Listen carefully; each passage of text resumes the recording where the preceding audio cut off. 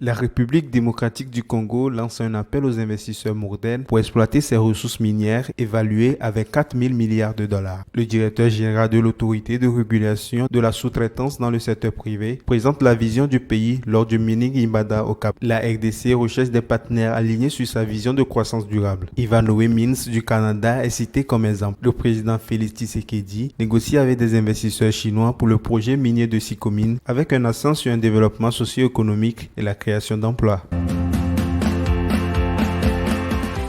Les ports sud-africains sont confrontés à des problèmes de capacité, entraînant des retards et des pertes financières. Les porte-conteneurs détournés de la mer Rouge surchargent des ports, tandis que les lacunes en infrastructure coûtent à l'économie jusqu'à 19 milliards de dollars par an. Durban, principal port à conteneurs, peine à gérer l'afflux de navires, obligeant certaines compagnies maritimes à se tourner vers d'autres ports. L'analyste Marissa Lourenco souligne le besoin d'investissement privé et d'entretien pour rendre les ports sud-africains compétitifs.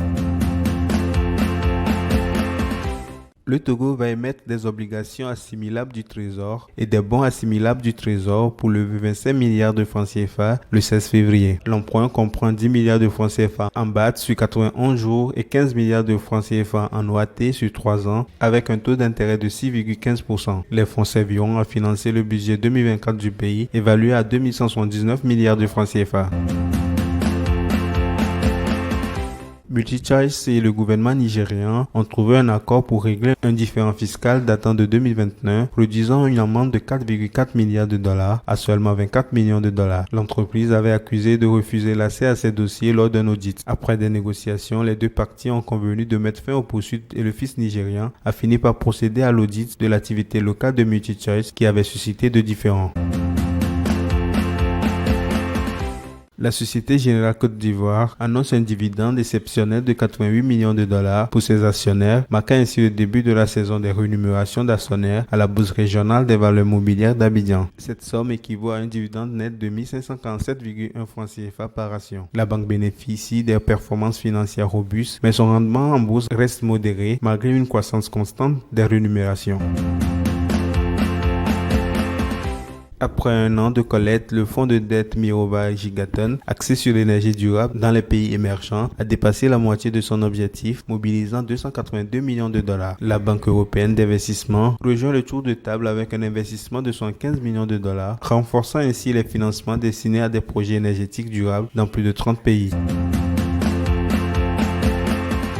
Le gouvernement burkinabé approuve la création d'une société d'économie mixte pour un projet textile visant à répondre à la demande croissante de produits textiles d'habillement. Le projet, d'un coût de 24,6 millions de dollars, comprendra une unité industrielle pour la fabrication de textiles et de vêtements capable de transformer 2160 tonnes de coton-fibre en fil par an. La société d'économie mixte, avec un capital social de 7,4 millions de dollars, verra la participation majoritaire de la société des fibres textiles.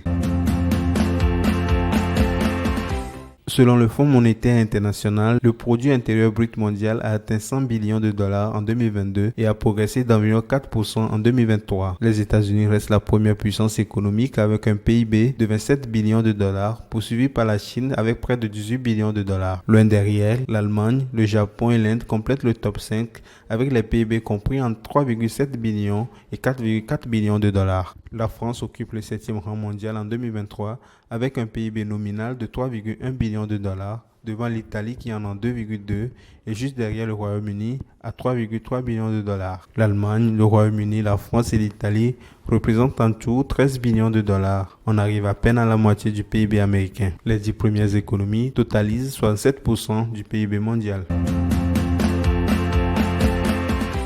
Sam Altman, à la tête d'OpenAI, lance un projet ambitieux pour construire des usines de fabrication de puces avec un investissement colossal de 7 000 milliards de dollars. Ce plan vise à répondre à la pénurie mondiale de semi-conducteurs et à démocratiser l'accès à l'intelligence artificielle. Les discussions sont en cours avec des investisseurs majeurs et des gouvernements, mais les défis techniques, financiers et politiques sont nombreux.